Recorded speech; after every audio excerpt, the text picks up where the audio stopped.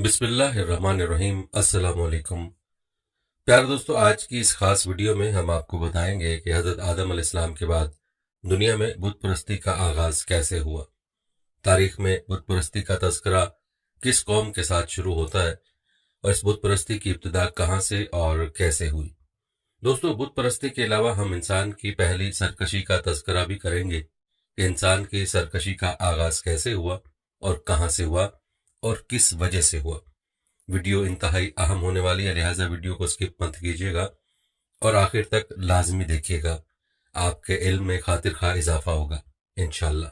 प्यारे दोस्तों, हम इंसान की सरकशी और बुत परस्ती के आगाज के बारे में भी आपको बताते हैं, लेकिन इससे पहले ये समझने की ज़रूरत है कि आखिर तख्लीक आदम का मकसद क्या था और इंसान अपने मकसद से कैसे दूर होता चला गया। प्यारे दोस्तों, इंसान के जहन में हमेशा से ये सवाल उभरता रहा है कि वो ज़मीन पर कब आबाद हुआ और उसकी पैदाइश का मकसद क्या है। तो दोस्तों, कुरान मजीद जो अल्लाह तबारक ताला की मुनफरिद किताब है, उसने तमाम सवालों का जवाब नहायत खूबसूरत अंदाज में दिया है। जब हम सूरह बकरा का मुताला करते हैं तो उसमें उन तमाम सवालों का जवाब मिल जाता है कि इंसान की पैदाइश कब, क्यों और कैसे हुई। अल्लाह तबारक ताला ने सूरह बकरा में इस बात का जिक्र किया कि इंसानों की तख्लीक से कबल ज़मीन पर जिन्नात आबाद थे। उन जिन्नात ने ज़मीन पर सरकशी और बगावत की। इस सरकशी और बगावत को कुचलने के लिए अल्लाह तबारक ताला ने फरिश्तों की एक जमात, जिसमें इबलीस भी शामिल था, को ज़मीन पर रवाना किया। इबलीस अगरचे अपनी ज़ात के एतबार से जिन्नात में से था, लेकिन मुसलसल बंदगी की वजह से वो फरिश्तों का हमनशीन हो चुका था। इबलीस और फरिश्तों की जमात ने इस बगावत का कला कमा कर दिया, लेकिन इस बगावत को कुचलने के बाद इबलीस के दिल में खुफिया तकब्बुर की कैफियत पैदा हो गई, जिससे अल्लाह रब्बुल इज़्ज़त पूरी तरह आगाह थे। अल्लाह तबारक ताला ने इस मौके पर इंसानों की तख्लीक का फैसला फरमाया और फरिश्तों से मुखातिब होकर फरमाया, मैं ज़मीन पर एक खलीफा पैदा करने वाला हूँ। फरिश्ते उससे कबल ज़मीन पर जन्नात की यूरिश को देख चुके थे, चुनाचे उन्होंने कहा, ऐ अल्लाह, क्या तू ज़मीन पर उसे पैदा करेगा जो खून बहाएगा और फसाद फैलाएगा, जबकि हम तेरी तकदीस और तारीफ में मशगूल रहते हैं। अल्लाह तबारक ताला ने कहा, जो मैं जानता हूँ वो तुम नहीं जानते। अल्लाह तबारक ताला ने इंसान को मिट्टी से बनाने के बाद उसे इल्म की दौलत से बहरावर फरमाया और उसको जुमला अशिया के नामों से आगाह कर दिया। उसके बाद फरिश्तों और आदम अलैहिस्सलाम को जमा करके बाज़ अशिया के नामों के बारे में उनसे सवालात किए। चूँकि फरिश्ते उन अशिया से बेखबर थे, इसलिए उन्होंने अल्लाह तबारक ताला की पाकीज़गी का एतराफ़ और अपनी आजिज़ी का इजहार किया। अल्लाह तबारक ताला ने आदम अलैहिस्सलाम को उन अशिया के नामों के बतलाने का हुक्म दिया, तो उन्होंने उन अशिया के नाम फौरन बतला दिए। अल्लाह तबारक ताला ने फरिश्तों को मुखातिब होकर फरमाया कि मैंने तुमको नहीं कहा था कि मैं ज़मीन और आसमान की पोशीदा बातों को जानता हूँ और जो तुम जाहिर करते और छुपाते हो उसको भी जानता हूँ। प्यारे दोस्तों, जब आदम अलैहिस्सलाम की फजीलत साबित हो गई तो अल्लाह तबारक ताला ने तमाम फरिश्तों को हुक्म दिया कि आदम अलैहिस्सलाम के सामने झुक जाएं।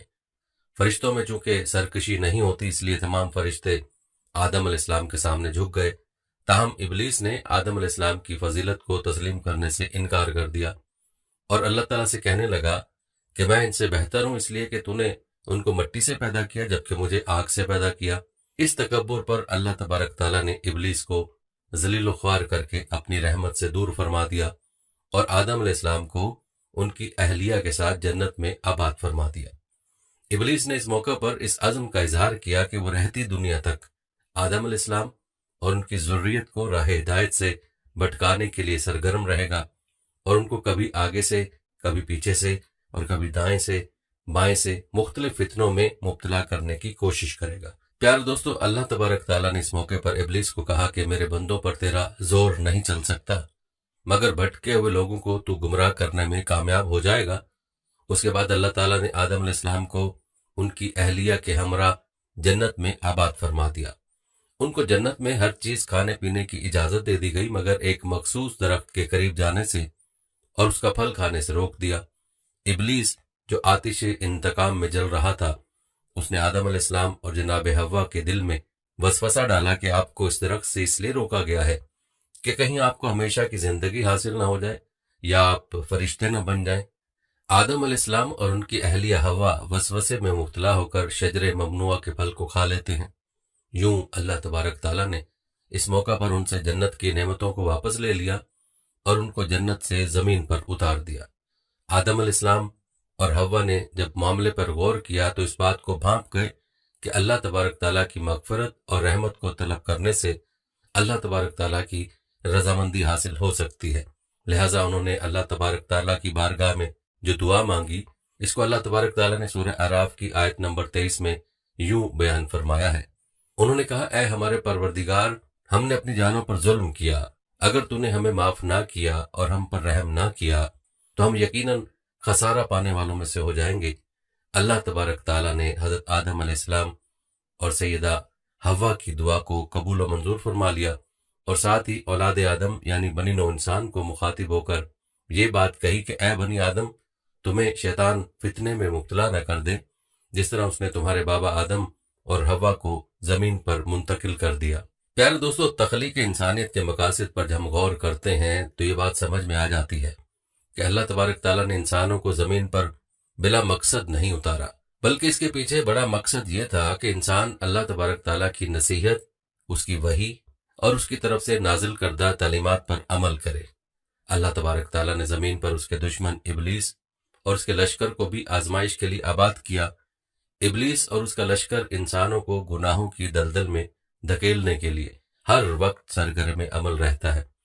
وہ ان کو اعتقادات، معاملات، عبادات، معاشرت اور دیگر بہت سے معاملات میں اللہ تبارک تعالیٰ کی تعلیمات سے غافل کر کے ان کو راہ ہدایت سے بھٹکانا چاہتا ہے۔ ابلیس اور اس کے لشکر کا بنیادی ہدف یہ ہے کہ انسانوں کو تباہ و برباد اور ناکام کر کے ان کو اس دنیا میں اللہ تبارک تعالیٰ کی تعلیمات سے غافل کر دیا جائے اور آخرت میں ان کو جہنم کے گڑھے میں گرا دیا جائے۔ پیارے دوستو، یہ ابلیس اور اس کی جماعت ہی کی وجہ سے ہوا کہ انسان نے اللہ تعالیٰ کے احکام سے روگردانی کی اور اس دنیا میں سرکشی کی ابتدا ہوئی، اور پھر آہستہ آہستہ لوگ اللہ سے دور ہوتے گئے اور ابلیس ملعون نے ان کو اللہ کی ذات سے دور کر کے بتوں کی پرستش پر لگا دیا۔ آئیے آپ کو بتاتے ہیں کہ اس دنیا میں سب سے پہلی سرکشی کہاں سے شروع ہوئی اور اس سرکشی کی بنیاد کیا تھی۔ دوستو، یہ واقعہ اس وقت کا واقعہ ہے جب روئے زمین پر انسانی زندگی ابتدائی حالت میں تھی۔ حضرت حوا کے بطن سے ایک لڑکا اور ایک لڑکی پیدا ہوتے تھے۔ ایک ساتھ پیدا ہونے والے لڑکے اور لڑکی کا نکاح دوسری مرتبہ پیدا ہونے والے لڑکے اور لڑکی کے ساتھ کر دیا جاتا تھا۔ حابیل اور قابیل یہ دونوں حضرت آدم علیہ السلام کے بیٹے ہیں۔ جب یہ جوان ہوئے تو دستور کے مطابق حضرت آدم علیہ السلام نے قابیل کا نکاح غازہ کے ساتھ جو حابیل کے ساتھ پیدا ہوئی تھی کرنا چاہا، تو قابیل اس بات پر رضامند نہ ہوا کیونکہ اقلیمہ غازہ کے مقابلے میں زیادہ خوبصورت تھی جو قابیل کے ساتھ پیدا ہوئی تھی۔ حضرت آدم علیہ السلام نے قابیل کو سمجھایا کہ یہ اللہ کا حکم ہے، لہذا تم یہ بات مان لو، اقلیمہ تمہارے ساتھ پیدا ہوئی ہے اس لیے وہ تیری بہن ہے، اس کے ساتھ تیرا نکاح نہیں ہو سکتا۔ مگر قابیل اپنی بات پر اڑا رہا۔ بالآخر حضرت آدم علیہ السلام نے ان دونوں بھائیوں کو حکم دیا کہ تم دونوں اپنی اپنی قربانی اللہ کے حضور میں پیش کرو، جس کی قربانی مقبول ہوگی وہی اقلیمہ سے نکاح کا حقدار ہوگا۔ اس زمانے میں قربانی کی مقبولیت کی علامت یہ تھی کہ لوگ اپنی قربانیاں پہاڑ پر رکھ دیتے تھے اور آسمان سے آگ آ کر انہیں کھا جاتی تھی۔ قابیل کھیتی باڑی کرتا تھا اور حابیل جانور پالتا تھا، چنانچہ قابیل نے گندم کی بالیاں اور حابیل نے ایک خوبصورت موٹا تازہ مینڈھا قربانی کے لیے ایک پہاڑ پر رکھ دیا اور اللہ سے دعا مانگی، یا الہی ہماری قربانی کو قبول فرما۔ آسمان سے آگ آئی اور اس نے حابیل کی قربانی کو کھا لیا اور قابیل کی قربانی قبول نہیں ہوئی، جس سے قابیل کے دل میں حابیل کے لیے غصہ، حسد اور بغض پیدا ہو گیا، اور وہ حابیل سے کہنے لگا کہ میں تجھے مار ڈالوں گا کیونکہ تیری قربانی قبول ہو گئی ہے۔ حابیل نے قابیل سے کہا، اللہ تعالیٰ پرہیزگاروں کی قربانی قبول کرتا ہے، اگر تو میرے قتل کے لیے مجھ پر ہاتھ اٹھائے گا تو میں تجھ پر ہاتھ نہیں اٹھاؤں گا کیونکہ میں اللہ سے ڈرتا ہوں۔ قربانی دے کر دونوں بھائی حضرت آدم علیہ السلام کے پاس آئے۔ آدم علیہ السلام نے فرمایا، اے قابیل، تیری بہن اقلیمہ اب حابیل پر حلال ہوئی اور تجھ پر حرام۔ قابیل اب مایوس ہو چکا تھا کہ اقلیمہ اس کے نکاح میں نہیں آ سکتی، اس لیے وہ حابیل کو مارنے کی تدبیر میں رہنے لگا۔ اس دوران آدم علیہ السلام جب مکہ چلے گئے تو ایک دن قابیل نے دیکھا کہ حابیل سو رہا ہے، تو سوچنے لگا کہ اسے کس طرح سے ماروں کیونکہ اس زمانے تک کسی نے کسی کو نہیں مارا تھا۔ جب شیطان نے دیکھا کہ اسے قتل کرنے کا طریقہ نہیں آتا تو اس لعین نے ایک جانور پکڑا اور اس کا سر ایک پتھر پر رکھ کر دوسرا پتھر زور سے اس کے سر پر دے مارا، जिससे वो जानवर उसी वक्त मर गया। ये तरकीब देखकर काबिल ने अपने भाई हाबिल के साथ यही किया और जमीन पर से एक पत्थर उठाकर हाबिल के सर पर दे मारा और अपने बेगुनाह भाई हाबिल को कत्ल कर दिया। हाबिल के कत्ल के बाद काबिल ये सोचकर बेहद परेशान हुआ कि अब इस लाश का क्या करें। ये रोए जमीन पर किसी इंसान का पहला कत्ल था, क्योंकि इससे पहले कोई आदमी मरा ही नहीं था। इसलिए काबिल हैरान और परेशान था कि भाई की लाश को क्या करूं। चुनाचे वो कई रोज तक भाई की लाश को अपनी पीठ पर लाद कर फिरता रहा। अल्लाह ताला को अपने स्नेक बंदे की लाश की बेहुरमती मंजूर न थी। चुनाचे उस जगह पर 2 कौवे आए और वहां आकर आपस में लड़े और एक ने दूसरे को मार डाला।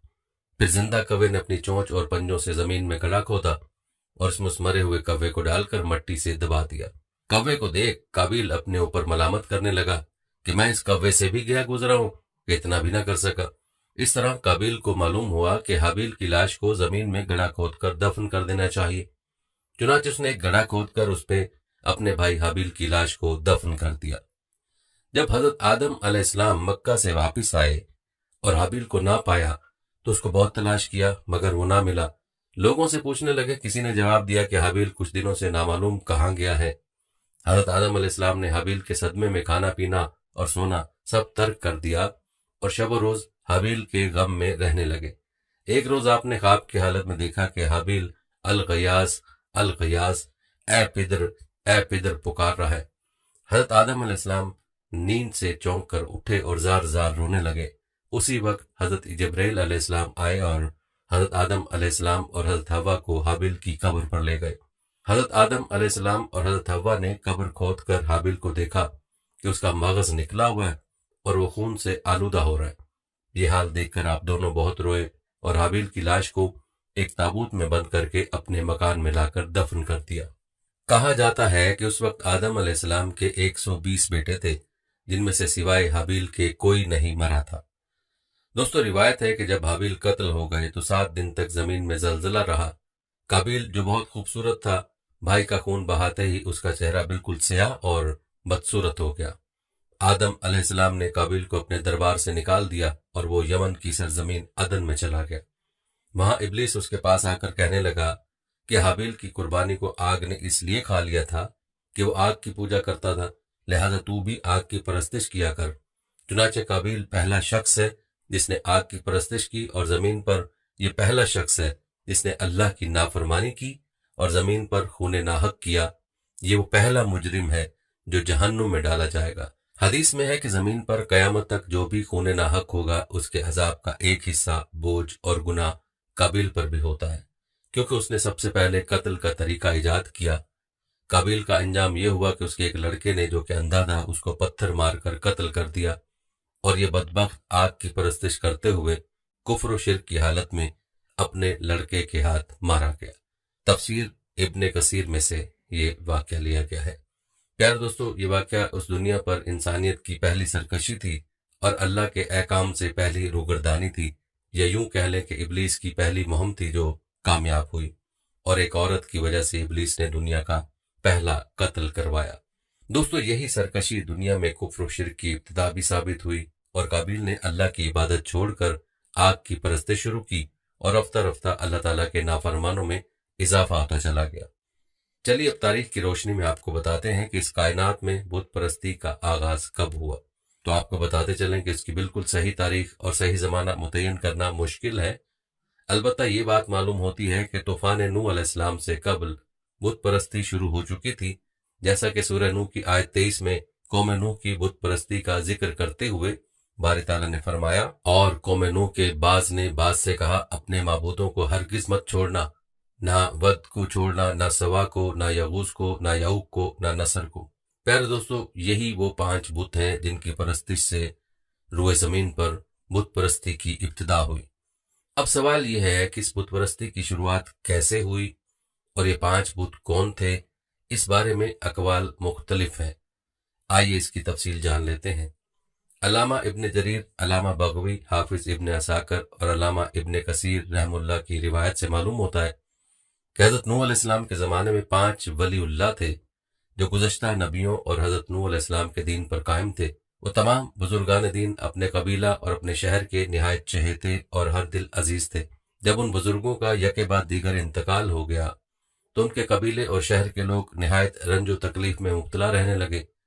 ایک روز جب اہل قبیلہ ان کی یادوں میں مغموم بیٹھے تھے تو شیطان لعین ایک بزرگ کی شکل اختیار کر کے ان کے پاس آیا اور کہا کہ تمہارے درد کی دوا میرے پاس موجود ہے۔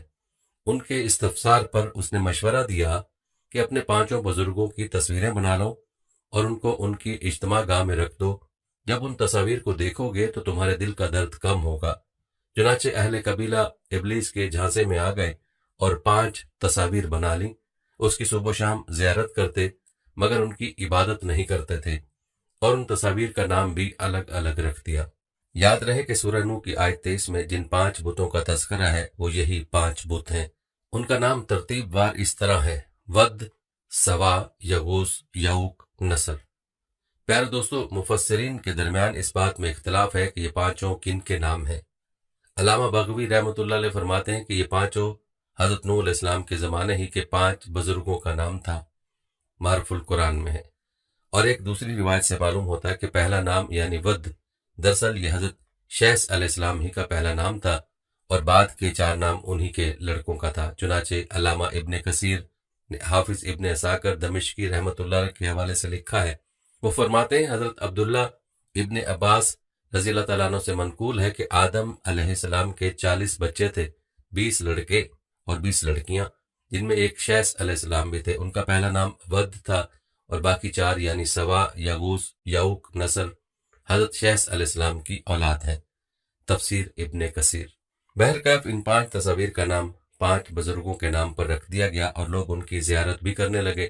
یہ سلسلہ چلتا رہا، پھر جب ایک نسل ختم ہوئی اور دوسری نسل وجود میں آئی تو اسے معلوم نہ تھا کہ یہ تصاویر دراصل انسانوں ہی کی ہیں۔ چنانچہ ابلیس لعین نے ان کو پٹی پڑھائی کہ تمہارے معبود ہیں، تم ان سے اپنی ضروریات کے مطابق چیزیں مانگ سکتے ہو۔ وہ لوگ ان پر پھول اور مالے چڑھانے لگے اور جب وہ تصاویر پرانی ہو گئیں تو شیطان ہی کے مشورے پر ان کے شکل کے بڑے بڑے بت تراش لیے گئے اور اس طرح دنیا میں بت پرستی عام ہو گئی۔ پھر دھیرے دھیرے بتوں کے ساتھ ساتھ دیگر چیزوں کی بھی پرستی شروع ہو گئی، جیسا کہ سورہ نام میں سیدنا ابراہیم علیہ السلام کے واقعے سے معلوم ہوتا ہے کہ آپ علیہ السلام کے زمانے تک چاند، سورج اور ستاروں کی بھی پرستی شروع ہو چکی تھی۔ پھر جو زمانہ آگے کو بڑھتا گیا نئے نئے معبود بھی پیدا ہوتے گئے۔ خود انسانوں ہی میں سے کتنوں نے خدائی کا دعویٰ کر ڈالا، جیسا کہ قرآن میں نمرود اور فرعون کے بارے میں آتا ہے۔ پھر اتنے بت اور اس قدر بت وجود بخشے گئے یہاں تک کہ آج ہمارے ملک ہندوستان کے مشرکین تقریباً 33 کروڑ دیوی دیوتا پر یقین رکھتے ہیں، نعوذ باللہ من ذالک۔ پیارے دوستو، یہ سلسلہ حضرت نوح علیہ السلام سے سیدنا ابراہیم علیہ السلام تک چلتا رہا۔ پھر بنی اسرائیل نے اپنے نبیوں کو ہی خدا کہنا شروع کر دیا، جیسا کہ سورہ توبہ کی آیت 30 سے معلوم ہوتا ہے۔ بنی اسرائیل حضرت عزیر علیہ السلام کو اللہ کا بیٹا اور اس کا شریک سمجھتے تھے۔ پھر جب حضرت موسیٰ علیہ السلام کا دور آیا تو اس میں بت پرستی کا اور بھی فروغ ملا۔ چنانچہ سامری جادوگر نے بچھڑے کی عبادت شروع کرائی، جیسا کہ سورہ طٰہٰ میں موجود ہے، اور غالباً گائے کی پوجا یہیں سے شروع ہوئی۔ پیارے دوستو، اگر بات کی جائے عربوں میں بت پرستی کی تو اس حوالے سے حضرت شاہ ولی اللہ محدث دہلوی رحمۃ اللہ علیہ فرماتے ہیں کہ آپ صلی اللہ علیہ وسلم کی ولادت شریفہ سے 300 سال قبل عرب میں بت پرستی نہیں تھی۔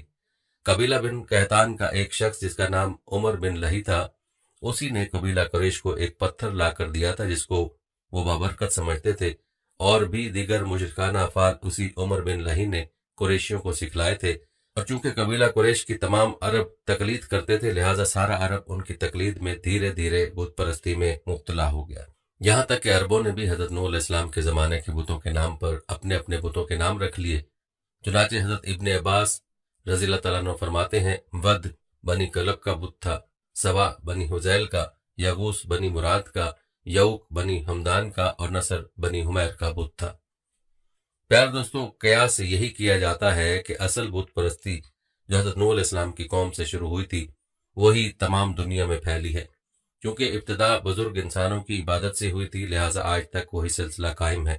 دنیا کے کسی بھی بت پرست قوم کی تاریخ پڑھیے تو معلوم ہوتا ہے کہ وہ جس کو خدا سمجھ کر پوج رہی ہے وہ آج سے صدیوں پہلے ایک عام انسان ہی تھے۔ چنانچہ ہندوستان کے مشہور مشرک یعنی ہندو راجہ دسرتھ کے بیٹے رام چندر جی کو اپنے سب سے بڑے خیالی معبود وشنو کا 7واں اوتار اور اس کا جسم مانتے ہیں۔ इसी तरह बुद्धिस्ट गौतम बुद्ध को हिदायत का सरचश्मा मानते हैं, सिख गुरु नानक के नक्शे कदम को सीधा रास्ता समझते हैं, यहूद और नसारा अपने अपने नबियों को खुदा का शरीक समझते हैं। यानी बुत परस्ती की जो तर्ज हजरत नूह अलैहिस्सलाम के ज़माने में शुरू हुई थी, उसी तर्ज पर आज तक बुत परस्ती कायम दायम है। प्यारे दोस्तों, ये था मुख्तसर नक्शा कि हजरत आदम अलैहिस्सलाम के बाद बुत परस्ती किस तरह शुरू हुई। इस हवाले से और भी बहुत से अकवाल मशहूर हैं जिनका तस्करा आगे आने वाला है। लेकिन दोस्तों, जरा गौर करें कि आज भी बहुत से ईमान वाले बुजुर्गों की मोहब्बत में कैसी किस्म किस्म की खराफात अंजाम देते हैं। अब इनको कौन समझाए कि रुए ज़मीन पर बुत परस्ती की जो इब्तिदा हुई थी वो बुजुर्गों की बेजा और गुमराह कुन मोहब्बत ही से हुई थी। अकीदत और मोहब्बत अपनी जगह पर है, लेकिन याद रहे कि यह अकीदत और मोहब्बत अपनी हदूद में हो तो ठीक है, जब ये हदूद से निकलने लगे तो समझ जाएं कि इबलीस आपको बहका रहा है और गलत रास्ते पर डाल रहा है, आपको गुमराह कर रहा है। प्यारे दोस्तों, आपको बताते चलें कि दुनिया में बहुत सारे ऐसे मज़ाहिब हैं जो वहदानियत के कायल हैं, जिनके पेशवाओं का मानना है कि वो ज़ात सिर्फ एक ही है जिसने कायनात की तख्लीक की, और इस्लाम इस नज़रिए में सर-ए-फ़हरिस्त है। बाकी मज़ाहिब में यहूदियत, ईसाइयत, बुद्ध मत, जैन मत, सिख मत और मज़ाहिर परस्त वगैरह सबका नज़रिया है कि कायनात का खालिक एक है, लेकिन तौहीद का कायल होने के साथ वो बुतों की पूजा भी करते हैं और बुतों को भी मानते हैं। याद रहे कि बुत परस्ती के मुतल्लिक मुतअद्दिद नज़रियात पाए जाते हैं, जिनमें एक नज़रिया यह है कि इब्तिदाई ज़माना में लोगों ने ख्वाब देखा जिसमें उनको उनकी परेशानी के हल की जानिब यूं इशारा होता कि फला जगह जाओ, वहां एक चीज रखी है, उसकी ताजीम करो, तुम्हारी परेशानी हल हो जाएगी। सुबह में वो लोग वहां पहुंचते और वो चीज पाते, उसकी ताजीम करते तो उनकी परेशानी का हल निकल आता और वो इस तरह उसकी पूजा शुरू कर देते थे। दूसरा नजरिया ये पेश किया जाता है कि पुराने जमाने में इंसान जब मजहब से नाआशना था, उस वक्त उसके यहाँ कोई फौत हो जाता, फिर वो फौत शुदा किसी करीबी शख्स के ख्वाब में आता और कहता फलां जगह जाओ, वो चीज रखी हुई है। ख्वाब देखने वाला बेदार होकर वहां पहुंचता तो उस जगह को इसी तरह पाता जिस तरह ख्वाब में देखा था, तो उस फौत शुदा के मुअज्जम मानने लगता और लोगों को भी उसके बारे में आगाह करता। फिर उसकी कब्र या उसका मुजस्मा बनाकर उसकी ताजीम करता। धीरे धीरे ये ताजीम इबादत की शक्ल इख्तियार कर गई और यूं बुत परस्ती शुरू हुई। फिर इस तरह अलग अलग कबीलों ने अपने लिए बुत बना लिए और उसकी इबादत में मशगूल हो गए और असल खुदा को छोड़ दिया तो शिर्क में भी मुब्तला हुए। याद रहे कि ये नजरियात उन लोगों के हैं जिनका ये मानना है कि जमीन सूरज का टुकड़ा है और इंसानी वजूद कीड़ों और जरासीम से पैदा हुआ है। लेकिन दोस्तों, इस्लामी नजरिया जो बुत परस्ती के मुतालिक है वो इस आयत से मिलता है। सूरह नूह की आयत है। ये उनके बुतों के नाम है जिनको वो पूछते थे। बुत तो उनके बहुत थे, मगर ये 5 उनके नजदीक अजमत वाले थे। विद ये मर्द की सूरत पर था, सवा औरत की सूरत पर, और यगूस शेर की शक्ल पर, याउक घोड़े की, और नसर करगस यानी गिद्ध की शक्ल पर। ये बुत कौम नूह से मुंतकिल होकर अरब में पहुंचे और मुशरिकीन के कबाइल से एक एक ने एक एक को अपने लिए खास कर लिया, जिसका तस्करा हो चुका है कि किस कबीले ने किस बुत को अपना मुश्किल कुशा माना। कहते हैं रोसा कुफार ने लोगों को उनकी इबादत के लिए भी हुक्म दिया था। बाज हजरात का कौल है कि वद हजरत आदम अलैहिस्सलाम के बेटे हजरत शैह अलैहिस्सलाम का नाम है। बाज ने हजरत आदम अलैहिस्सलाम की कौम के अफराद से माना है। बाज हजरात का कौल है कि यह हजरत नूह अलैहिस्सलाम की कौम से था, लेकिन इस बात पर इत्तफाक है कि ये एक नेक और महबूब कौम फर्द था। जब उसका इंतकाल हुआ तो कौम वालों को बड़ा रंज हुआ, एक गम के समुद्र में डूब गए। इस मौका का फायदा उठाते हुए शैतान इंसान की शक्ल में हाजिर हुआ और उसने अहले कौम से कहा कि मैं आपका गम देख रहा हूँ, आपके लिए इसकी मिसाल एक मुजस्मा बना देता हूँ, जिसको तुम लोग अपनी मजलिस में रख लेना, फिर तुम्हारा दिल बहल जाएगा। उन्होंने हाँ कहा तो शैतान ने उनके लिए विद का मुजस्मा तराश दिया और उसको उन्होंने अपनी मजलिस में रख लिया। उसको वो खूब याद करते थे। जब इब्लीस ने देखा कि उसको ये खूब याद करते हैं तो उसने उन लोगों से कहा मैं तुम सब के घर में विद का एक मिसाली मुजस्मा बनाकर रख दूं। लोगों ने इस पेशकश को कबूल कर लिया। वो विद के मुजस्मों को देख उसको याद करते थे, लेकिन उसकी नस्ल उसको भूल गई कि हमारे आबा अजदाद इनकी इबादत नहीं करते थे, सिर्फ मुजस्मा देखकर विद को याद करते थे। बाद की नस्लों को शैतान ने बताया कि आप सब के अजदाद इसकी इबादत भी करते थे। नस्ल जदीद ने उसको अबद से माबूद की तरफ मुंतकिल कर दिया और माबूद बरहक की इबादत को तर्क कर दिया। विद का बुत दुनिया में पहला बुत था जिसकी अल्लाह को छोड़कर सबसे पहले इबादत की गई थी। प्यारे दोस्तों, इस तरह दुनिया में सबसे पहले बुत परस्ती शुरू हुई थी। फिर धीरे धीरे दुनिया में नए नए इलाकाई कबायली बुत ईजाद होते गए और शिर्क का बाजार गर्म होता गया और काबा मुअज़्ज़मा तक ये सिलसिला पहुंच गया। अरब में जिसने सबसे पहले बुत परस्ती शुरू की थी उमर बिन लहीता, जिसको आमिर के नाम से भी पुकारा जाता है, जिसका कबीला बनु खज़ा से ताल्लुक था, उसके मुतालिक नकल किया जाता है कि उसने मक्का में जानवरों को बुतों के नाम पर कान काट कर छोड़े थे। प्यार दोस्तों, अरब का जिक्र बीच में ज़मनन आया है, वरना अरब का ज़माना तो बहुत बाद में शुरू होता है। बीच में कई अंबिया के द्वार गुजरे हैं। बुत परस्ती के हवाले हज़रत इब्राहिम अलैहिस्सलाम का दौर भी मारूफ है, बल्कि आप अलैहिस्सलाम के वालिद बुत तराशते थे और फरोख्त करते थे। आइए आपको इब्राहिम अलैहिस्सलाम के दौर में बुत परस्ती के हवाले से बताते हैं।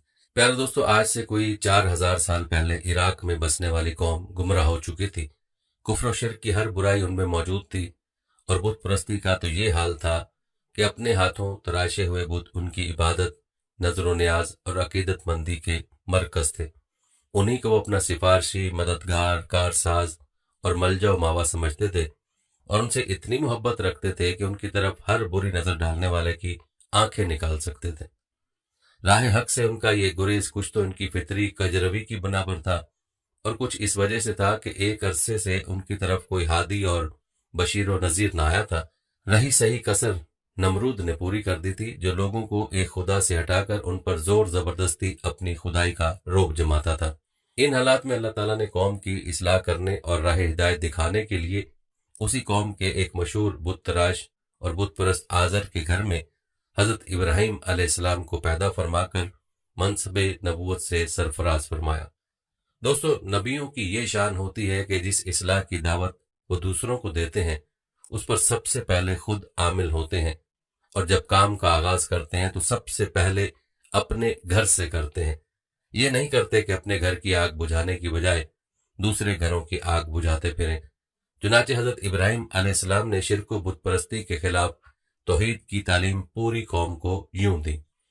और इब्राहिम अलैहिस्सलाम को याद करो जब उन्होंने अपनी कौम से कहा कि खुदा की इबादत करो और उससे डरो। अगर तुम समझ रखते हो ये तो तुम्हारे हक में बेहतर है, तुम तो खुदा को छोड़कर बुतों को पूजते हो और तूफान बांधते हो, तो जिनको तुम खुदा के सिवा पूजते हो वो तुमको रिस्क देने का इख्तियार नहीं रखते। बस खुदा ही के यहाँ से रिस्क तलब करो और उसकी इबादत करो और उसी का शुक्र करो, उसी की तरफ तुमको लौट कर जाना है। और अगर तुम मेरी तकजीब करो तो तुमसे पहले भी उम्मतें अपने पैगंबरों की तकजीब कर चुकी हैं और पैगंबर के जिम्मा खोल कर सुना देने के सिवा कुछ नहीं। सूरह अनकबूत में है। याद रहे कि हजरत इब्राहिम अलैहिस्सलाम ने दावत का आगाज अपने घर से किया और अपने बाप आजर से कहा, अब्बा जान, आप उन चीजों की इबादत क्यों करते हैं जो न सुनती हैं और न देखती हैं और न आपका कोई काम बना सकती हैं। अब्बा जान, मेरे पास एक ऐसा इल्म आया है जो आपके पास नहीं, आप मेरे पीछे चलें, मैं आपको सीधा रास्ता दिखा दूंगा। अब्बा जान, आप शैतान की बंदगी ना करें, शैतान तो रहमान का नाफरमान है। अब्बा जान, मुझे डर है कि कहीं आप रहमान के अजाब में मुब्तला ना हो जाएं और शैतान के साथी बनकर ना रहें। सूरह मरियम में है। लेकिन दोस्तों, आजर ने दावत हक को तस्लीम ना किया। इंसान की ये खासियत है कि जिस हुक्म और कानून की जद खुद उसके जाती मफाद, उसके नफ्स, उसके खानदान और उसकी अना पर पड़ती है, उसे तालीम नहीं करता। और सच्ची बात तो वैसे भी कड़वी लगती है, इसलिए वो इन मुशागल को तो तर्क क्या करता, उल्टा इब्राहिम को नसीहत करते हुए कहने लगा, इब्राहिम, क्या तू मेरे माबूदों से फिर गया? अगर तू बाज ना आया तो मैं तुझे संसार करूंगा और तू हमेशा हमेशा के लिए मुझसे अलग हो जा। सूरह मरियम में है। जब हजरत इब्राहिम अलैहिस्सलाम अपने बाप आजर से बिल्कुल मायूस हो गए तो अलहदा होकर तन तनहा तबलीग हक में कोशां हो गए और मुशरिक कौम के सामने तौहीद की तालीम और दीन मुबीन की दावत पेश की। अगरचे कौम के बदतमीजियों का आपको सख्त मुकाबला करना पड़ा, लेकिन इसके बावजूद आपने बड़ी हाजिर दिमागी, जहानत और हुस्न बयान के साथ उन सवालात के जवाबात दिए और ऐसे ऐसे दलाइल पेश किए कि कुफार से कुछ जवाब न बन पड़ा। हजरत इब्राहिम अलैहिस्सलाम ने कौम से सवाल किया कि तुम्हारा माबूद कौन है, तुम किस चीज की परस्तिश करते हो? कौम इस सवाल के जवाब में अपने बुतों की लंबी चौड़ी तारीफें करने लगी। उनके सामने सरनगू होने पर इजहार मुसरत किया और कहा कि हमारे बाप दादा यही करते आए हैं, और बुतों के तसरुफात और उनकी कुव्वत के मुतल्लिक मन घड़त किस्से सुनाने शुरू कर दिए। हजरत इब्राहिम अलैहिस्सलाम ने कहा, परवरदिगारी और परस्तिश के लायक वही हस्ती है اور ہو سکتی ہے جو کائنات عالم کی ہر چیز کو پیدا کرنے والی اور اس کو پالنے والی ہو، جو فلاح دارین کی راہ دکھاتی ہو اور مادی اور روحانی فوائد کی طرف رہنمائی کرتی ہو، جو بھوک میں رزق اور بیماری میں شفا بخشتی ہو، چونکہ تم اپنی مرضی اور خود ساختہ بوتوں کے متعلق ان میں سے کسی چیز کا بھی دعویٰ نہیں کر سکتے، اس لیے تم پر واضح ہونا چاہیے کہ وہ ہرگز پرستش کے لائق نہیں ہے، اور اگر تمہارے باپ دادا بھی یہی کرتے تھے تو وہ سب گمراہی پر تھے اور تم بھی گمراہی پر ہو۔ پیارے دوستو، حضرت ابراہیم علیہ السلام توحید کی جس دعوت کو لے کر اٹھے تھے، اس کا اثر صرف اتنا ہی نہ تھا کہ ان کے باپ دادا کے مسلک پر آنچ آتی تھی، بلکہ شاہی خاندان کی الوہیت اور حاکمیت، پجاریوں اور اونچے طبقوں کی معاشرتی اور سیاسی حیثیت اور پورے ملک کی اجتماعی زندگی اس کے زد میں آتی تھی۔ ان کی دعوت کو قبول کرنے کے یہ معنی تھے کہ نیچے سے اوپر تک ساری سوسائٹی کی عمارت کو ادھیڑ ڈالا جائے اور اسے اثر نو توحید کی بنیاد پر تعمیر کیا جائے۔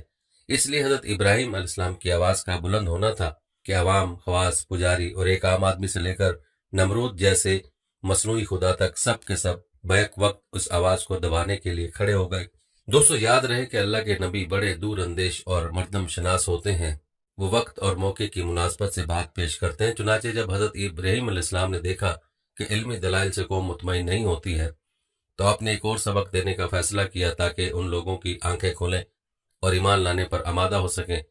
بہرحال ایک دن موقع پا کر ان کے قومی بت خانے میں گھس گئے اور سب سے بڑے بت کو چھوڑ کر باقی سب بتوں کو توڑ پھوڑ کر ڈھیر کر دیا۔ لوگ جب لوٹ کر آئے اور اپنے چہیتے معبودوں کی یہ درکت بنی ہوئی دیکھی تو حیران رہ گئے۔ مجرم کا پتہ چلانا مشکل نہ تھا، وہ سمجھ گئے کہ یہ کام سوائے ابراہیم کے اور کوئی نہیں کر سکتا۔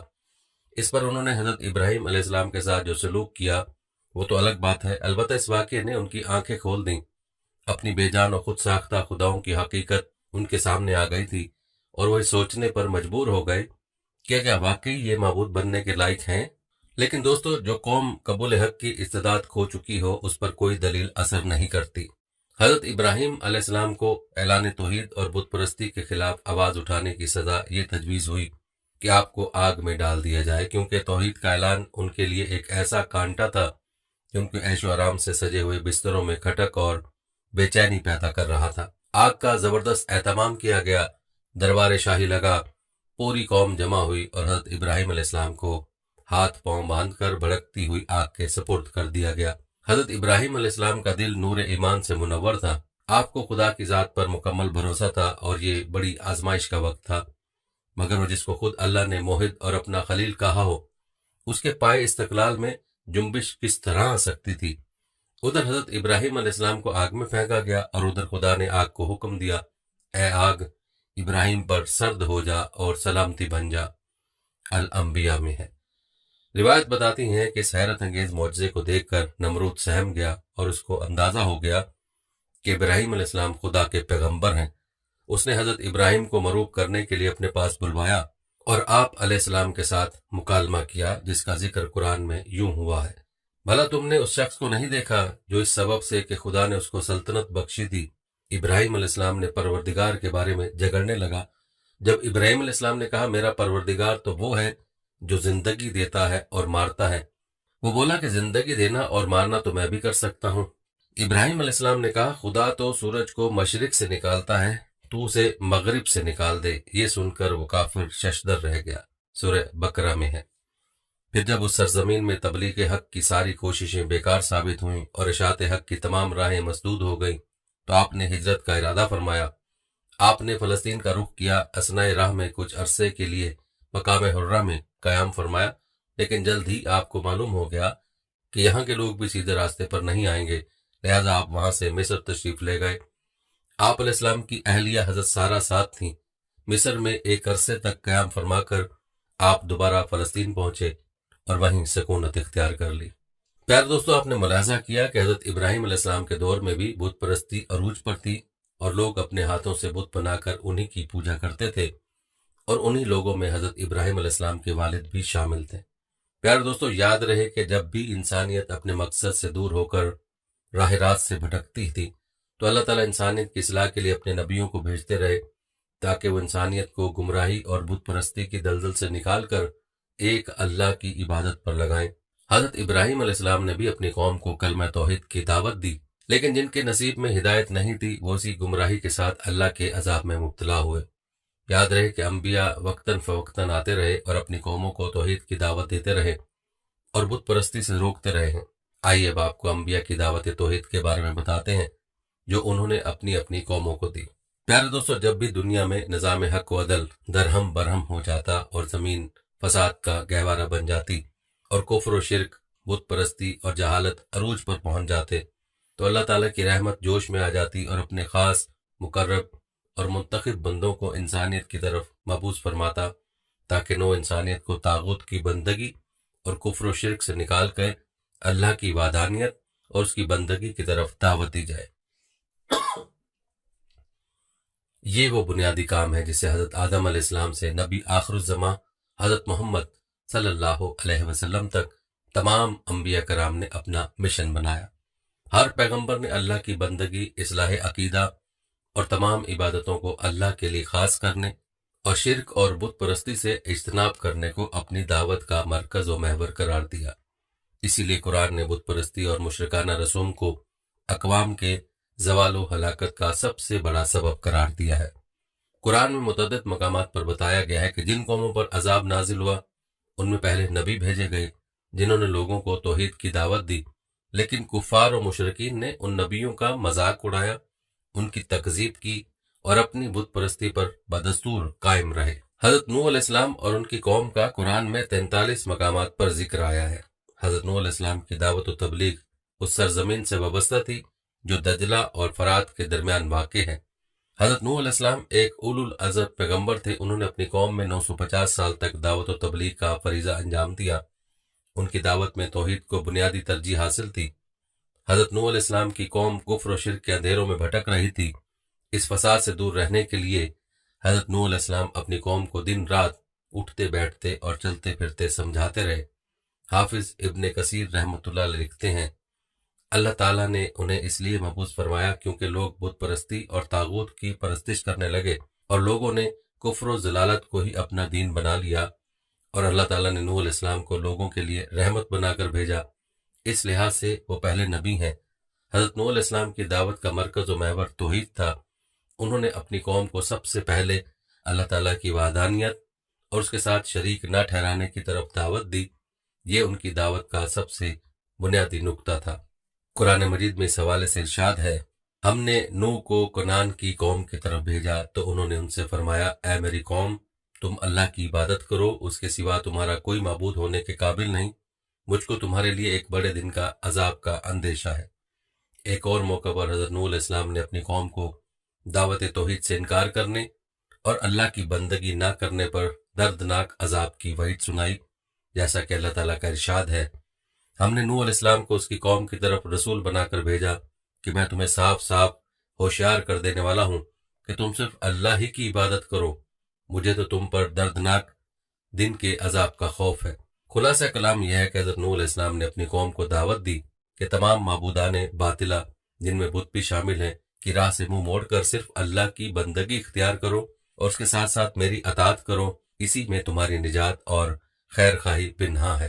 हज़रत नूह अलैहिस्सलाम के बाद आने वाले अंबिया ने भी बुत परस्ती की मजम्मत करते हुए दावत तौहीद का प्रचार किया। आप अलैहिस्सलाम के बाद हज़रत हूद अलैहिस्सलाम ने कौम आद को अल्लाह के अजाब से डराया। याद रहे कि आद का मरकजी मकाम अर्ज़ अहकाफ है। यह हज़र मौत के शुमाल में इस तरह वाक़ है कि इसके शर्क में ओमान है और शुमाल में रबिउल ख़याल। आज यहाँ रेत के टीलों के सिवा कुछ नहीं। और बाज़ मौरखीन कहते हैं कि उनकी आबादी अरब के सबसे बेहतरीन हिस्सा हज़रमौत और यमन में खलीज फारिस के सिवा हल से हदूद इराक तक वसी थी। अल्लाह ताला ने कौम आद को हर किस्म की खुशहाली और किस्म किस्म की नेमतों से नवाजा था। मजीद ये कि ज़मीन को ज़राअत के काबिल बनाया, चट्टानों से महल्लात और घर तामीर करने का हुनर अता किया और जिस्मानी ताकत से भी सरफराज फरमाया था। लेकिन उसके बावजूद ये कौम बुत परस्ती में गर्क हो चुकी थी। उस कौम ने ढटाई के साथ अल्लाह और उसके रसूल से बगावत कर दी। हज़रत हूद अलैहिस्सलाम की दावत तौहीदी थी। उन्होंने अपनी कौम को अल्लाह की बंदगी इख्तियार करने और शिर्क से इज्तनाब बरतने के लिए हर मुमकिन तरीके से मनवाने की कोशिश की, जैसा कि इरशाद बारी ताला है, और आद की तरफ हमने उनके भाई हूद को भेजा। उसने कहा, ए बिरादरान कौम, अल्लाह की बंदगी करो, इसके सिवा तुम्हारा कोई इलाहा नहीं। ایک اور موقع پر حضرت ہود علیہ السلام نے اپنی قوم سے کہا کہ تم اللہ سے روگردانی کر کے اس کے ساتھ دوسروں کو شریک ٹھہرا کر اس پر کیوں جھوٹ باندھ رہے ہو؟ جیسا کہ ارشاد باری تعالیٰ ہے، اے میری قوم، اللہ کی عبادت کرو، اس کے سوا تمہارا کوئی معبود نہیں، تم تو سری بہتان باندھ رہے ہو۔ پیار دوستو، کہتے ہیں قوم عاد کی سرکشی اور روگردانی حد سے زیادہ بڑھ گئی تھی۔ انہوں نے حضرت ہود علیہ السلام اور ان کی دعوت کا کھلے عام تمسخر اڑانا شروع کیا، اور وہ انتہائی ڈھٹائی اور تکبر کا مظاہرہ کرتے ہوئے حضرت ہود علیہ السلام سے مخاطب ہو کر کہنے لگے کہ اے ہود، تمہارے پاس کوئی صریح شہادت لے کر کیوں نہیں آیا ہے؟ اور تیرے کہنے سے ہم اپنے معبودوں کو نہیں چھوڑ سکتے، اور تجھ پر ہم ایمان لانے والے نہیں ہیں۔ یہ جواب سن کر حضرت ہود علیہ السلام نے بے حد دکھ اور ناراضی کا اظہار کرتے ہوئے کہا، اور تم گواہ رہو، یہ جو اللہ کے سوا دوسروں کو تم نے الوہیت میں شریک ٹھہرا رکھا ہے، اس سے میں بیزار ہوں۔ پیارے دوستو، جب قوم عاد اپنی سرکشی اور بت پرستی سے باز نہ آئی تو پھر اللہ تعالیٰ کے عذاب نے ان کو آ لیا اور یہ قوم تباہ و برباد ہو گئی۔ اسی طرح حضرت صالح علیہ السلام نے بھی اپنی قوم سمود کو توحید کی دعوت دی۔ یاد رہے کہ قوم سمود اپنے زمانے کی ایک طاقتور قوم یعنی سپر پاور تھی۔ اس کا رہائشی علاقہ حجاز اور شام کے درمیان ہجر کا علاقہ ہے، جسے مدین صالح بھی کہا جاتا ہے۔ قوم سمود ایک خوشحال اور طاقتور قوم تھی۔ اللہ تعالیٰ نے اس قوم کو زمین کے ایک بڑے علاقے کی قیادت و سیادت عطا کی تھی، اور سرسبز و شاداب باغات اور چشموں سے بھی خوب نوازا تھا۔ لیکن ان عنایتوں کے باوجود اس قوم میں بت پرستی نمایاں تھی۔ اللہ تعالیٰ نے اس قوم پر رحمت نازل کر کے حضرت صالح علیہ السلام کو اللہ کی وحدانیت کا اقرار اور اس کی عبادت کرنے کے لیے مبعوث فرمایا۔ حضرت صالح علیہ السلام نے بھی دیگر انبیاء کرام کی طرح اپنی قوم کو توحید کی دعوت دی، لیکن اس قوم نے اللہ کے یکتا ہونے اور اس کی بندگی کرنے سے صاف انکار کیا۔ اللہ تعالیٰ نے قرآن مجید میں اس منظر کو یوں بیان کیا ہے، اور سمود کی طرف ہم نے ان کے بھائی صالح کو بھیجا، اس نے کہا، اے میری قوم کے لوگو، اللہ کی بندگی کرو، اس کے سوا تمہارا کوئی معبود نہیں ہے، وہی ہے جس نے تم کو زمین سے پیدا کیا ہے اور یہاں تم کو بسایا ہے، لہذا تم اس سے معافی چاہو اور اس کی طرف پلٹ آؤ۔ دوسری جگہ ارشاد باری تعالیٰ ہے، ہم نے سمود کی طرف ان کے بھائی صالح علیہ السلام کو بھیجا کہ تم سب اللہ کی عبادت کرو، پھر بھی وہ دو فریق بن کر آپس میں لڑنے جھگڑنے لگے۔ اور دوستو، آخرکار یہ قوم بھی اپنی سرکشیوں اور بت پرستی سے باز نہ آئی تو اس قوم کو بھی اللہ تعالیٰ نے اپنے عذاب بھیج کر تباہ کر ڈالا۔ اسی طرح حضرت ابراہیم علیہ السلام کا تذکرہ قرآن مجید میں 49 مرتبہ آیا ہے۔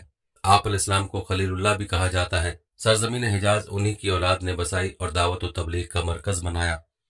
حضرت ابراہیم علیہ السلام عالم انسانیت کے ایک عظیم داعی گزرے ہیں۔ دنیا انسانیت کو شرک و بت پرستی سے مقابلہ کرنے اور اللہ کی وحدانیت اور اس کی بندگی کی طرف بلانا آپ کی دعوت کا نمایاں پہلو تھا، جس کا تفصیلی تذکرہ ہو چکا ہے۔ یاد رہے کہ حضرت یعقوب علیہ السلام پیغمبرانہ قوم سے تعلق رکھتے تھے اور ایک برگزیدہ پیغمبر تھے۔ ان کے والد کا نام حضرت اسحاق اور ان کے دادا کا نام ابو الانبیاء حضرت ابراہیم علیہ السلام تھا۔ حضرت یعقوب علیہ السلام کو اللہ تعالیٰ نے کنعان کی طرف بھیجا تھا۔ قرآن مجید میں ان کا تذکرہ 10 جگہ وارد ہے۔ حضرت یعقوب علیہ السلام نے اپنی پوری زندگی دعوت دین کی راہ میں گزار دی۔ جب حضرت یعقوب علیہ السلام بستر مرگ پر تھے اور بچنے کی امید نہ تھی تو اس وقت انہوں نے اپنی اولاد کو جمع کر کے وصیت کی، جس کو اللہ تعالیٰ نے قرآن مجید میں رہتی دنیا تک کے لیے محفوظ رکھا ہے۔ قرآن مجید میں اس کا تذکرہ یوں ہے کہ جب حضرت یعقوب علیہ السلام اس دنیا سے رخصت ہو رہے تھے تو انہوں نے مرتے وقت اپنے بیٹوں سے پوچھا، میرے بچوں، میرے بعد تم کس کی عبادت کرو گے؟ ان سب نے جواب دیا، ایک خدا کی بندگی کریں گے جسے آپ نے اور آپ کے بزرگوں ابراہیم، اسماعیل اور اسحاق نے خدا مانا ہے، اور ہم اس کے مسلم ہیں۔ پیارے دوستو، یوں اللہ تعالیٰ کے محبوب نبی نے مرتے دم بھی اپنی اولاد سے توحید کا اقرار کروایا۔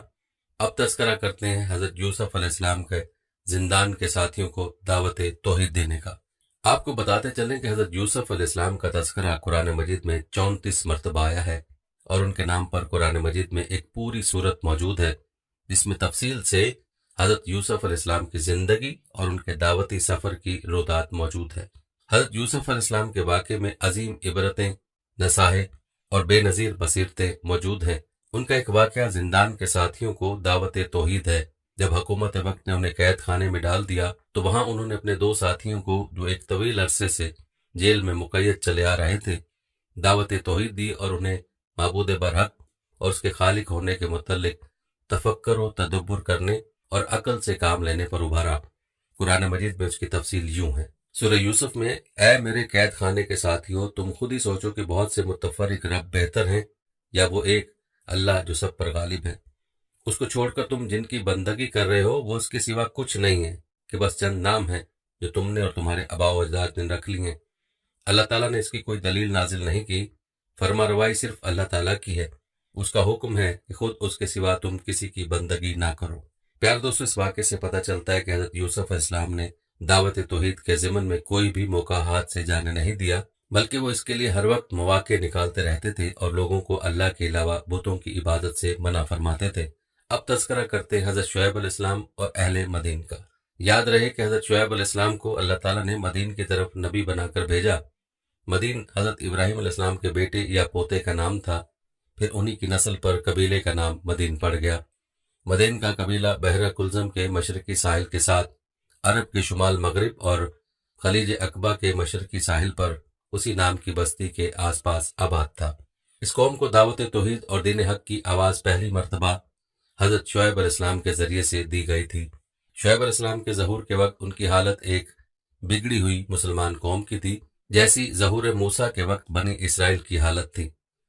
حضرت ابراہیم علیہ السلام کے بعد 600-700 برس تک مشرک اور بد اخلاق قوموں کے درمیان رہتے ہوئے یہ لوگ شرک بھی سیکھ گئے تھے اور بد خلقیوں میں مبتلا ہو گئے تھے۔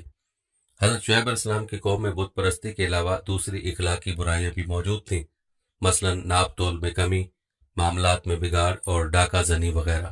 حضرت شعیب علیہ السلام نے اس قوم کو اللہ کی وحدانیت اور اس کی بندگی کی طرف دعوت دینے اور آخرت پر یقین رکھنے کے ساتھ ساتھ ان اخلاقی برائیوں سے اجتناب کرنے کے لیے بھی کہا۔ قرآن مجید میں اس کا قصہ یوں بیان ہوا ہے، اور مدین کی طرف ہم نے ان کے بھائی شعیب علیہ السلام کو بھیجا، انہوں نے کہا اے میری قوم کے لوگوں، اللہ کی عبادت کرو اور قیامت کے دن کی توقع رکھو اور زمین میں فساد نہ کرتے پھرو۔ دوسری جگہ اس کی وضاحت یوں بیان ہوئی ہے، اور مدین والوں کی طرف ہم نے ان کے بھائی شعیب علیہ السلام کو بھیجا، اس نے کہا اے برادران قوم، اللہ کی بندگی کرو، اس کے سوا تمہارا کوئی خدا نہیں ہے، تمہارے رب کی طرف سے صاف رہنمائی آئی ہے، لہذا وزن اور پیمانے پورے کرو، لوگوں کو ان کی چیزوں میں گھٹا کر نہ دو اور زمین میں فساد نہ کرو، اس میں تمہاری بھلائی ہے اگر تم سچے مومن ہو۔ پیارے دوستو، معلوم ہوا کہ اس قوم میں دو بڑی اخلاقی خرابیاں پائی جاتی تھیں، ایک اللہ کی وحدانیت کے اقرار نہ کرنا اور اس کی بندگی سے منہ موڑنا، اور دوسری تجارتی معاملات میں بددیانتی اور فریب کاری، جنہیں حضرت شعیب علیہ السلام نے اولین فرصت میں مخاطب کیا تھا۔ دوستو، ان واقعات سے معلوم ہوتا ہے کہ گزشتہ قوموں میں سے اکثر قومیں بت پرستی کا شکار رہی ہیں، چاہے جس بھی صورت میں ہو۔ وہ اللہ کے علاوہ کسی اور چیز کو اپنا بت بنا کر اس کی عبادت میں مشغول ہوتے تھے، اور جب اللہ کی نافرمانی اور سرکشی میں حد سے گزر جاتے تو اللہ کے عذاب میں مبتلا ہوتے ہیں۔ اب تذکرہ کرتے ہیں حضرت موسیٰ علیہ السلام اور فرعون کا۔ پیار دوستو، قرآن مجید میں انبیاء کرام میں سے سب سے زیادہ تذکرہ حضرت موسیٰ علیہ السلام کا 136 مرتبہ ہوا ہے۔ حضرت موسیٰ کی پرورش نہایت ہی متکبر اور دنیا کے سب سے بڑے مشرک، کافر اور ظالم و طغیان کے سب سے بڑے علم بردار فرعون کے گھر میں ہوئی۔ فرعون نے ظلم و استبداد اور سرکشی میں ایسی مثال قائم کر دی جس سے انسانیت آج بھی شرمسار ہے۔ اس نے زمین میں ہر طرف فساد پھیلا دیا تھا، اور اس کا سب سے بڑا جرم یہ تھا کہ اس نے انا ربکم الاعلیٰ کا دعویٰ کیا تھا۔ اللہ تعالیٰ نے حضرت موسیٰ کو فرعون کے پاس بھیجا تاکہ اس سے غرور و تکبر اور اس کے دعوائے ربوبیت کا پرزور دلائل سے توڑ کرے، جیسا کہ اللہ تعالیٰ کا ارشاد ہے، تم فرعون کے پاس جاؤ، وہ سرکش ہو گیا ہے، اور اسے کہو کیا تو اس کے لیے تیار ہے کہ پاکیزگی اختیار کرے؟ لیکن فرعون نے موسیٰ علیہ السلام کی سرکشی کو قبول نہ کیا اور کلمہ توحید کا انکار کیا، اور باقی قوموں کی طرح وہ بھی غرق ہوا۔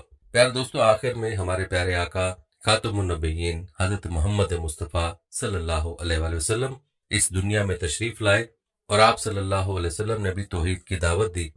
یاد رہے کہ اللہ کے آخری رسول صلی اللہ علیہ وسلم کی دعوت عالمگیر اور ہماگیر ہے۔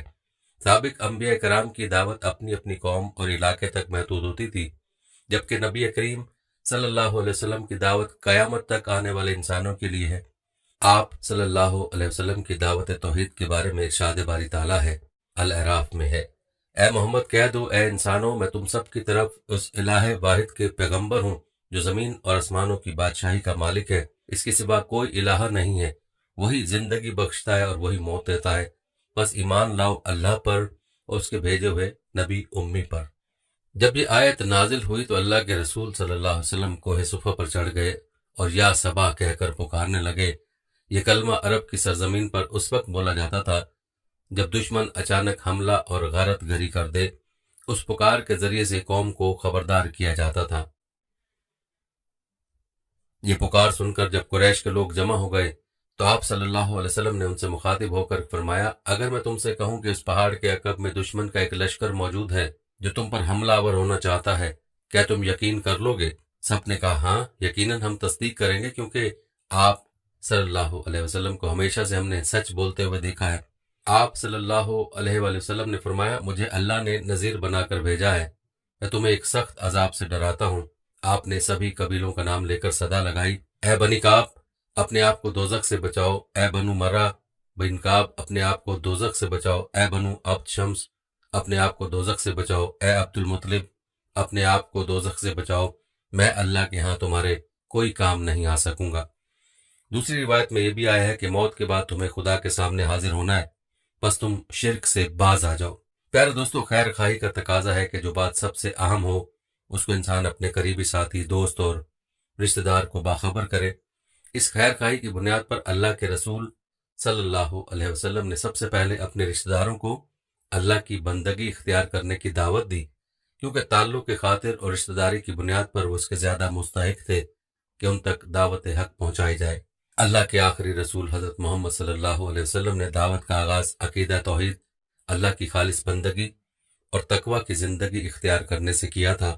آپ صلی اللہ علیہ وسلم کو اللہ کی طرف سے یہ حکم ملا کہ اے نبی، یہ کتاب ہم نے تمہاری طرف برحق نازل کی ہے، لہذا تم اللہ ہی کی بندگی کرو، دین کو اسی کے لیے خالص کرتے ہوئے۔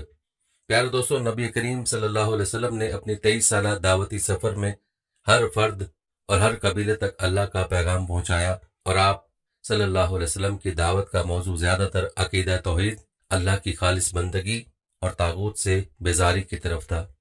مثلا آپ صلی اللہ علیہ وسلم نے ایک قبیلے کو دعوت دیتے ہوئے فرمایا، اے بنی فلاں، میں تمہاری طرف اللہ کا بھیجا ہوا رسول ہوں۔ اللہ تعالیٰ تمہیں حکم دیتا ہے کہ تم اس کی عبادت کرو اور کسی کو اس کے ساتھ شریک نہ ٹھہراؤ، اور اللہ تعالیٰ کے سوا تم تمام معبودوں کو چھوڑ دو۔ یاد رہے کہ یہاں اللہ کے سوا جن معبودوں کا ذکر ہے ان میں عربوں کی بت بھی شامل ہے۔ پہلے بھی ذکر ہوا تھا کہ بنو خزاعہ کے سردار عمرو بن لہی نے ملک شام کے سفر کے دوران لوگوں کو بتوں کی پوجا کرتے پایا۔ کیونکہ یہ انبیاء کرام کی سرزمین تھی، لہٰذا عمرو نے یہ عمل برحق جانا، لہٰذا وہ اپنے ساتھ حبل بت لے آیا اور اسے خانہ کعبہ کے اندر نصب کر دیا۔ کیونکہ عمرو بن لہی کو دینی پیشوا مانا جاتا تھا، لہٰذا اہل مکہ اور پھر بقیہ عرب باشندگان نے بت پرستی اختیار کر لی۔ یوں عرب بتوں کو خدا کے برگزیدہ بندے اور اس کے تحت کام کرنے والے قرار دے کر ان کی عبادت کرنے لگے۔ وہ ان سے مرادیں مانگتے اور سمجھتے کہ وہ خدا ہی کی طرح ان کے مددگار ہیں۔ کہتے ہیں حبل انسان کی شکل میں تھا، اس کو اہل مکہ سب سے بڑا اور اہم بت سمجھنے لگے۔ حبل کا دائیں ہاتھ ٹوٹا ہوا تھا، قریش مکہ نے وہ سونے کا بنوا کر لگا دیا۔ حبل کے علاوہ عرب کے قدیم بتوں میں سے منات ہے، یہ مشلل میں رکھا گیا تھا۔ پھر طائف میں لات اور اس کے بعد وادی نخلا میں عزا نامی بت وجود میں آیا۔ یہ تینوں عرب کے بڑے بت تھے۔ اس کے بعد حجاز کے ہر خطے میں بت اور بت پرستی اور شرک نے قدم جما لیے، اور یوں بتوں کی تعداد میں اضافہ ہوتا چلا گیا۔ اور یہی وجہ ہے کہ وہ وقت بھی آیا کہ جب مسجد حرام میں بیت اللہ کے گرد 360 بت رکھے گئے تھے، اور ان بتوں کو فتح مکہ کے موقع پر پاش کر دیا گیا تھا۔ پیارے دوستو، مسلمانوں کے لیے ضروری ہے کہ وہ عقیدہ توحید پر کاربند رہے اور خود کو کسی بھی طرح کے شرک سے محفوظ رکھے۔ یاد رہے کہ بتوں کو پوجنا بھی شرک ہے، اور اللہ کے علاوہ کسی بھی چیز کی پرستش کرنا شرک اور کفر میں شامل ہے۔ اللہ کے علاوہ جو کچھ ہے وہ اللہ کا غیر ہے، اور اللہ کے غیر کو اللہ کا شریک بنانا شرک ہے۔ اللہ تعالیٰ سے دعا ہے کہ اللہ تعالیٰ ہمیں ہر طرح کے شرک سے محفوظ رکھے، آمین۔ دوستو، جانے سے پہلے ہماری آج کی اس ویڈیو کو شیئر ضرور کیجیے گا۔ پیارے دوستو، ہم یہ امید کرتے ہیں کہ آپ کو ہماری آج کی ویڈیو ضرور پسند آئی ہوگی۔ اگر آپ کو ہماری آج کی یہ ویڈیو پسند آئی ہے تو سب سے پہلے تو اس کو لائک کریں اور اپنی رائے کا اظہار کمنٹ سیکشن میں لازمی کریں۔ آخر میں آپ سے ایک بار پھر درخواست ہے کہ آپ ہمارے چینل کو ضرور سبسکرائب کر لیں اور ساتھ ہی لگے گھنٹی کے بٹن کو بھی کلک کریں تاکہ آپ کے پاس ہمارے آنے والی مزید ویڈیوز کا نوٹیفیکیشن بر وقت ملتا رہے۔ اللہ تعالیٰ آپ کو اپنی حفظ و امان میں رکھے، آمین۔